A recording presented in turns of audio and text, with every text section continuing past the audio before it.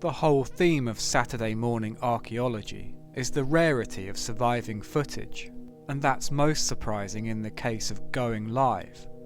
Though it may not have been the first, it was unquestionably the daddy, along with its progeny, Live and Kicking. It's there that every classic element of Saturday morning was perfected, and all without the incompetence of Mike Reed, or the infernal presence of Cheggers Chegwin.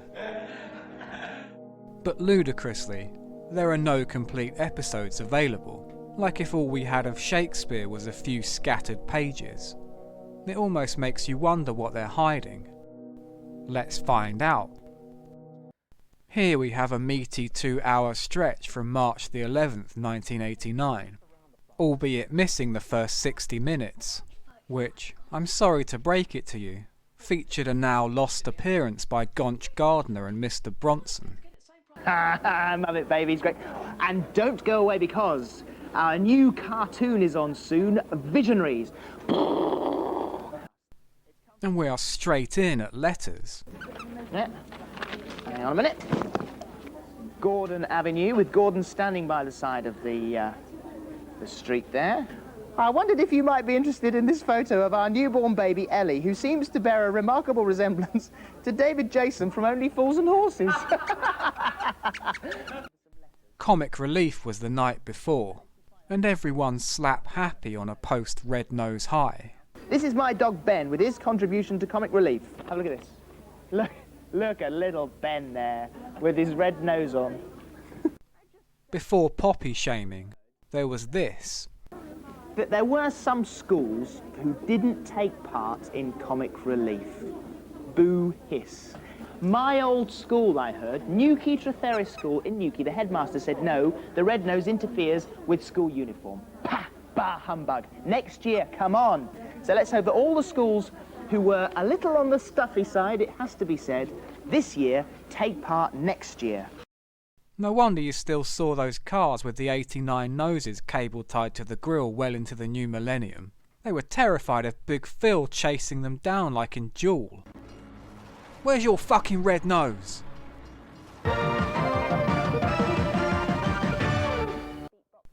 With so little footage, we really luck into a viewer phone call riddled with technical problems. The phone is ringing. I'll just switch that so you can hear it.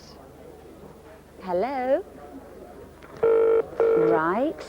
Hi. Hi! You're talking live on the television at the moment. Is there any way in which you can get your phone near a set of drums? Are you there, Tom? Hello? Hello? Are you there? Come back. This is Sarah's worst live TV experience since Pipes' Glory Hole. Now, are we going to get a ring now? Anything happening? Actually, it's dead as a doornail, and that's a bit of a shame. I'm going to give it one more go, and I'm going to... There we are. Just dial on the numbers. Right, now let's see how that goes. Let's see how that goes. There we are. Oops. Just a bit of noise there. His challenge is to pull off the most iconic drum solo of all time. And if you're watching, did you watch Comic Relief last night? Yes, I did. Did you see Philk? Did you see Phil Collins? Oh, yeah. With the fire. Yeah, when it comes up, you'll hear the big famous drum bit. You want me to play that, yeah? Yeah, you play that. Now? Yeah, you play that. Can we have the music up, please? Yes! Brilliant. Well worth the wait. Over 5 minutes spent on this segment. But you can't have a Saturday morning without bands, and Prefab Sprout get a profile and a live performance. While today's telly quakes in fear viewers will get bored and switch off, back then no fat got trimmed, and they'd happily leave you watching guests take ages and ages to amble over for a chat. Come over here! Hello! Come this way. Nice to Over meet you, there. matey. Nice to meet you. Have a pew. Hello. Hello. Indeed. Would you like to have a pew on the stairs? Mind that squirming cable. Have a pew here. Have a pew here. Have a pew down here. After Motormouth couldn't be arsed, It's great to return to the good old celebrity phone-in. What's it like working with your brother? As one always does, I casually wondered, what's the singer look like these days? And I was not disappointed. There's a competition to design a logo for the Red Arrows. Yeah. How did you get your black eye? I was playing rugby. Were you? Just I'd noticed it then. And here is Flight Lieutenant Guy Bancroft-Wilson, the pilot of Red 4. Let's look this one up too. Ugh. But now it's time for Heat 5 of the Young Entertainer of the Year competition. And who won Heat 4? Some of Going Live's talent show moments are forever embedded into my brain.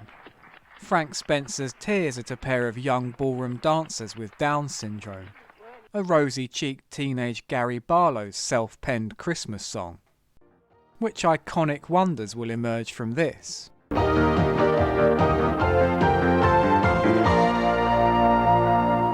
it's you who decides who is going to end up with this very special trophy on their shelf at home, and who it is who's going to be joining all the other stars on Wogan. As I've noted before, post-Cowl, it's odd to see talent shows which aren't solely based around judges gleefully destroying the acts.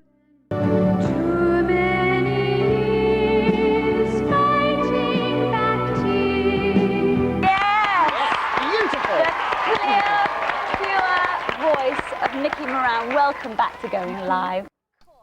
Nowadays they'd be all, who done your hair? Double J Jeff Jarrett? Our next finalist is a young chap who's a great fan of John Cleese, actually. Michael Barrymore? Here he is with his particular brand of comedy.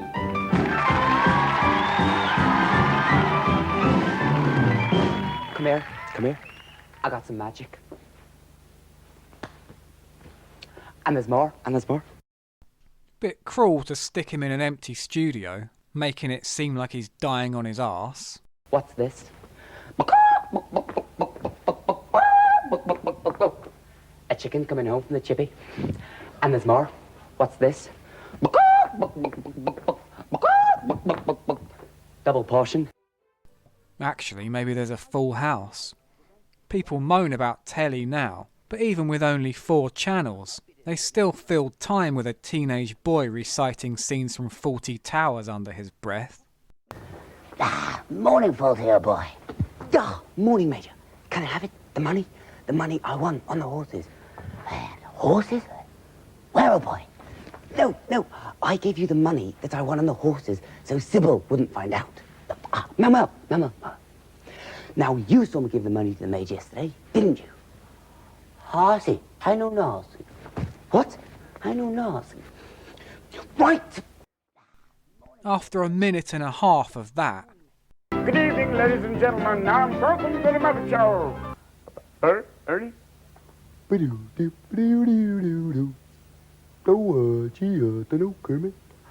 Oh, Gonzo? I might die. Could I die of this?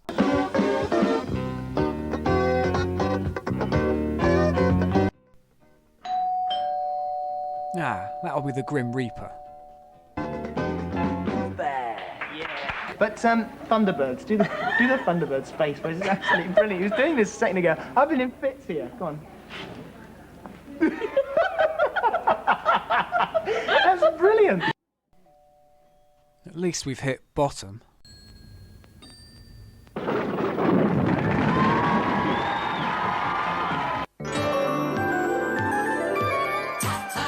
Hey, let me tell you about Whizbit. Now, he comes from the planet of Wow. Once he was a little bit of magic in his daddy's eye. Time came to grow a bit. Whizbit grew about 3 feet high. Ha, this away, ha, that away, ha, this away, my, oh, my.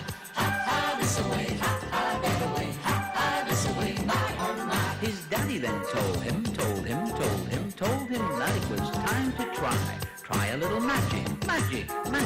Do a little magic. So he tried. This away, that away, this away, my, oh, my. Thank you. Our final act today are 2 young ladies who come from Essex. They've actually written this song themselves. Fucking hell. Hello, Roxy. Hello, Katie.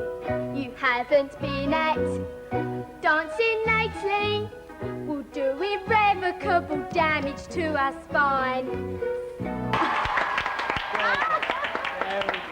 Nikki, would you pick a winner out for us? Someone who's going to win last week's prize. There we are. The winner is Della Carrot from From Bedfont in Middlesex. Yeah. Della Carrot, well done to you.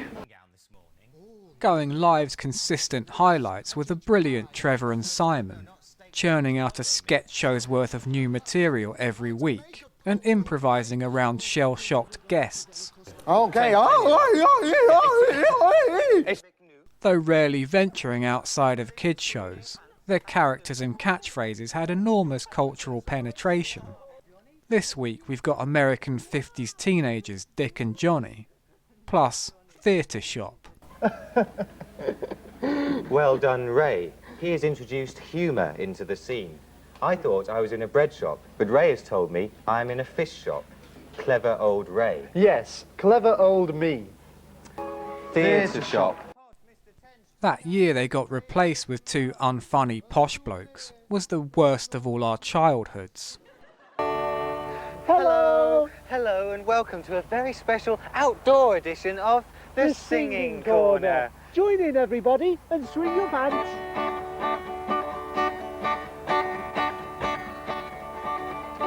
Oh. Little bit of Millard trivia. For this very comic relief, I myself did a sponsored Swing Your Pants. Think I lasted about 20 minutes. They raised £60 in their cake sale for Comic Relief, so well done. Competition prizes run the gamut from the usual albums and a tiny little military jacket to The two lucky viewers who've been chosen to go to Paris to be the United Kingdom contingency on the voting panel of the 4th International Film Festival, and that's happening in this summer. spinning the Saturday morning tombola of random stuff.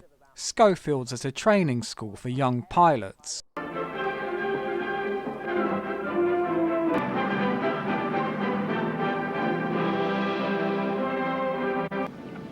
Figure out what so that's it. If you look out the front, you can see the nose moving up and down.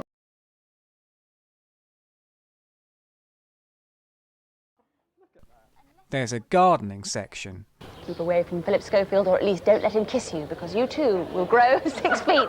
Crop. You'll be eating your own peanuts in September. Tried that when I was a teenager and put my back out. Sarah interviews Fuzzbox on the wing of a red arrow. Now, do you say Duran Duran or Durran Durran? Kids tell jokes in front of a wax Lenny Henry. What's grey and hairy and makes animals yawn? I don't know. What's grey and hairy and makes animals A yawn? wild boar. Do you have a petrol cap for a Skoda? That sounds a fair swap. Knock knock. Who's there? Is it Kelly Bright off the Upper Hand and EastEnders? What do you give to a sick bird? I don't know. What do you give to a sick bird? Treatment. And in something which sounds like a lazy piece of whimsy, but actually happened, an Andy Crane lookalike contest. First of all, in last place, in second place, number 5 with 2,960. The winner with 3,380 votes, Andrew Rawcliffe. This thing's got a bigger turnout than the last general election. If you would like to dig a winner out of there for us. Wasn't in the script, this bit, but anyway, doesn't it? These are losing control of this programme. It's slipping away from my fingers. Can't do an E. Dear. E.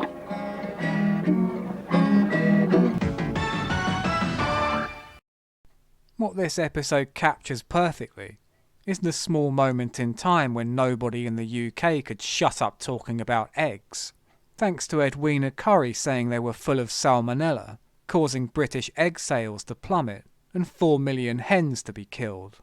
Well, food has been very much in the news lately, firstly with reports about salmonella in eggs, and more recently with warnings about soft cheeses.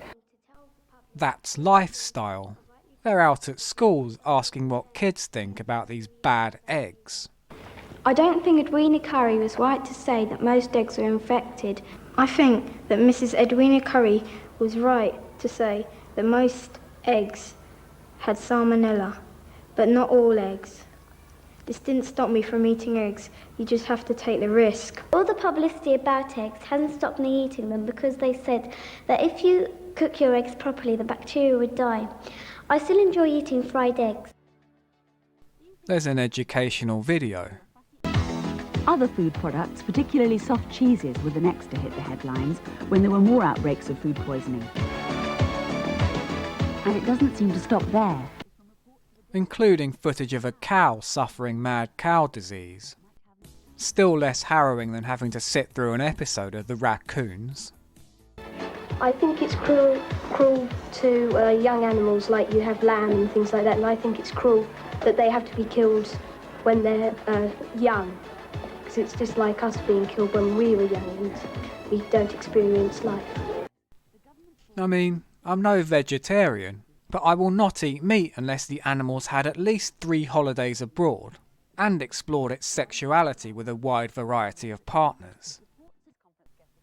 Rather than, say, a soap star or some hunk off a boy band, this week's big guest is Dr. Alan Marion Davis. I'm sure there'll be lots of questions in the press conference about the specifics of eggs and meat and cheese. Going live's not quite as fun as I remember. There was a survey that's just come out about young people's knowledge about cancer.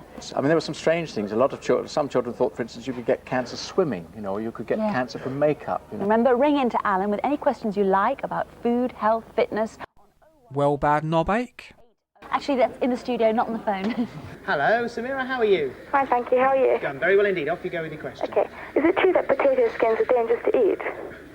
Potato skins? Ricky. Ricky. Hello, Ricky. Fast food's bad for you, and is it all right to eat them sometimes? Michelle Owen. Hello, Michelle, off you go. Why have they already started to bring up the problem of salmonella in eggs when it's been going round a long time? You've sat through 2 hours and 45 minutes of going live, and this is your reward. Talk about saving the best till last. Where's Shirley? If you're a vegetarian, how would you feel about eating soft cheeses and eggs as part of your important diet? Let's go to Alan now. What types of sport are good for you to keep fit? What are good sports? Yeah. Who's on 3? Arvinder Sabota. Hello, Arvinder, off you go. Do you still eat eggs? But what, you ask, if our noble archivist had pressed record the following week instead? John Craven will be having a look behind the scenes of BBC Television News. Eric Idle, Monty Python star, he'll be with us. And don't forget, also, we have the second part of our exciting cartoon, Visionaries. We'll see you next week. Don't be late. And we got eggs. There is also half an hour from an episode 9 months later, in December of '89, once again tossed straight in at the deep end. Now, we have just heard that being whisked down the motorway is the Jive Bunny's new video. If you see a cockatiel, a grey with a yellow face and red cheeks, answers to the name of Busby, with your wolf whistle, it will come to you, we are told. Please give us a call on 01811 8055. Ah, yeah. Give me that good stuff. Have a look at this. Geldof's back in the groove. This is in the newspaper. Tragically, the only guests on this tape are dreadful DJ Steve Wright and the zany characters from his radio show. You've not been on television before, I've never been on before because I'm a radio man, you see. I'm only used to working on radio. My uncle was an engineer, you know. All right, that's enough now. Here's about Kingdom, my horse for the Kingdom Brunel. And the Italian for 4 seasons was the question. The answer, Le Quattro Stagioni. Yes, that is the Italian for 4 seasons, Philip. And the winner... At least someone's enjoying it. Prizes include punk violinist Nigel Kennedy's album that he's doodled over, the bloody anarchist, and a looted historical relic. What if she wins this? Is that really the Berlin Wall? This is a piece of the Berlin Wall that I chipped off Oh, myself. You'll be along a little bit later Yes, on I will, to take some phone calls. Bless you, It's yes. 01811 8055 if you would That's like to enough now, phone in. Dickie. I'm not a religious man, but dear God, if you allow the tape to run out before then, I'll stop effing and jeffing every 5 seconds. No more toilet language, I promise. Lots of love, your mate Millard. The bulk of this half hour's taken up with an agony oncle section. Philip Hodson, good to see you again. Hello, Sarah. Hello, everybody else. And we've got quite a few problems to get through here. Yes, we have.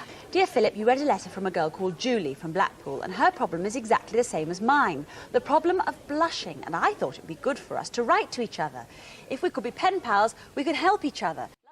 In an era when kids couldn't turn to the internet for advice, all they had was school friends or family members, and consequently, far from just trivial worries about spots or crushes, going live got into some really heavy issues.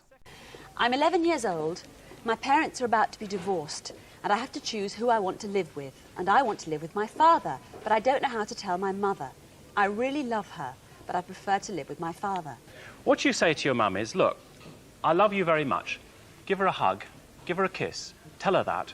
But say, since I can't have what I want, I've got to choose something that I don't want. And I really wish none of this was happening. And I think she's got no answer to that. Dear Philip, I'm 15 and a half years old and have never had a boyfriend. That's normal, isn't it? To be 43 and never had a girlfriend? Oh, 15. Oh, sorry, I misheard. I've never admitted this to anyone else, but in June last year I decided to say that I'd met this lad that I really liked and was going out with him. I'd planned on telling everyone that I'd fallen out with him after a few weeks or so, but my telling lies got out of hand. This carried on for about a year, in the course of which this boy died, to get me out of introducing him to people. But by then I'd invented other friends and relatives of his. I feel extremely guilty, and I cannot face telling everyone that I've lied to them. Yes, well, you know, you don't have to confess. Glad that's sorted. If you're going to start lying, you have to be a criminal mastermind, and there aren't very many of us. And there aren't very many of us.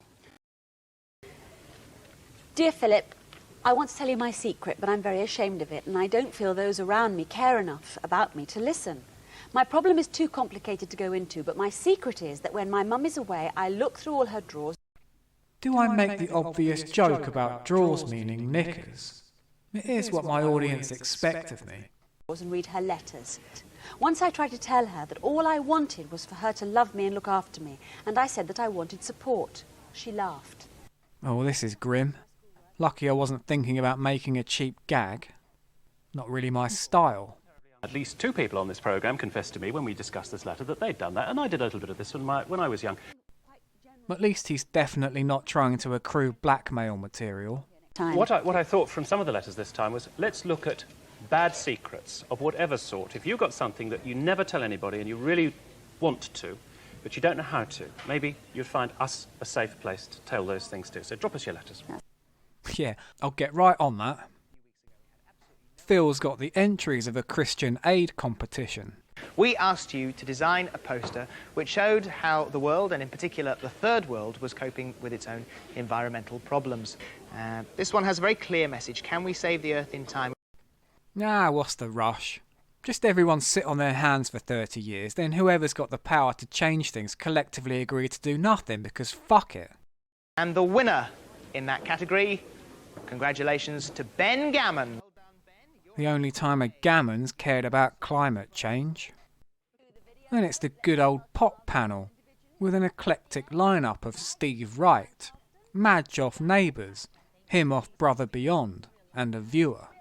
Douglas. Hello. Hello, Douglas, are you there? Yes, I am. Yeah, I think it's great. It has a good groove, Sarah. A good It really does have a lovely groove. But their insights on Sydney Youngblood and Natalie Cole are interrupted by an uninvited guest. Via the incredible creative mind of Steve Wright, it's Mr. Mad. Carry on. Carry on, love. I'm not here. I'm not here yet. I don't know where that voice is coming. Oh, no, we can see you. We can see you. You on? He's mad. He's mad. Listen, while we clear up, you have a look at Natalie Cole. in Dandruff has been played by Mr. Mad. From Mr. Mad. Let's start off with the... Imagine being in the studio that day, granted the rare honour of comedy great Mr. Mad in person. Must have been like witnessing Chaplin perform live. Groucho, Laurel and Hardy, Sid Little. It seems a little bit planned, like someone would... Look, mate, all right, I'm going to kill this guy. Enough's enough. He's lurking. How are you, Mr. Mad? I'm all right, pal. How are you, pal? We're just in the middle of this video, though. Why don't you bore your head and let the set run out, eh? Who's she, then? Who's the bird? The only thing I want to see of Steve Wright is those pictures of him crawling all the way through his car like he's tunnelling out of prison, because the garage is so small. Meanwhile, Sonia's secretly backstage, listening to their thoughts on her new video. I like her. I think she's a nice girl. And sorry about Mr. Mad back here. Sorry about that. Luckily for her, the comments are all nice, avoiding an incident like when Glenn Medeiros had to slink out on Jukebox Jewelry after they'd all been slagging him off.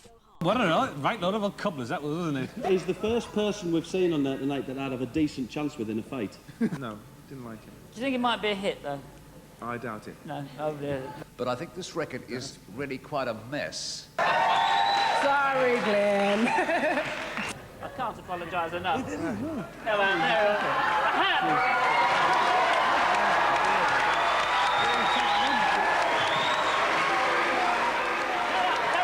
Well, thank you very much for coming. I'm sorry everybody didn't like your record. There you go. Thank you. And you sure you don't want the twist? And there we are. Then. Thank you. Goodbye. Sonia, are you here? Here? I've got the flu. Hello, darling. Hello. An exclusive. Natalie Garland, 25. Do you know who this is? His real name's Peter Dixon, aka the bloke who does the voiceovers for Britain's Got Talent and the X Factor. He's probably got like 10 big houses. Leave your boyfriend. Now listen. I've been up all night studying for a blood test.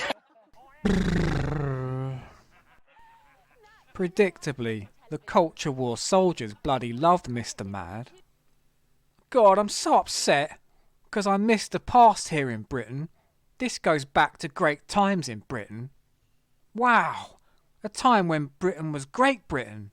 WTF happened? There's Mr. Mad's theme I can hear in the background. Mana. Listen. I'm sorry, Phil. I did shout during one of the videos to Steve, the more time this goes on, the less time you've got for your interview. Let's get straight on with it. Oh, no. That's it, God. You and me are through. Bloody piss. Hello? Hello, who's that? It's Dale Braithwaite. It's Dale Braithwaite, okay. Great start. Where do you get the stories for another true story from? That's a leading question. Oh, thank fuck for that.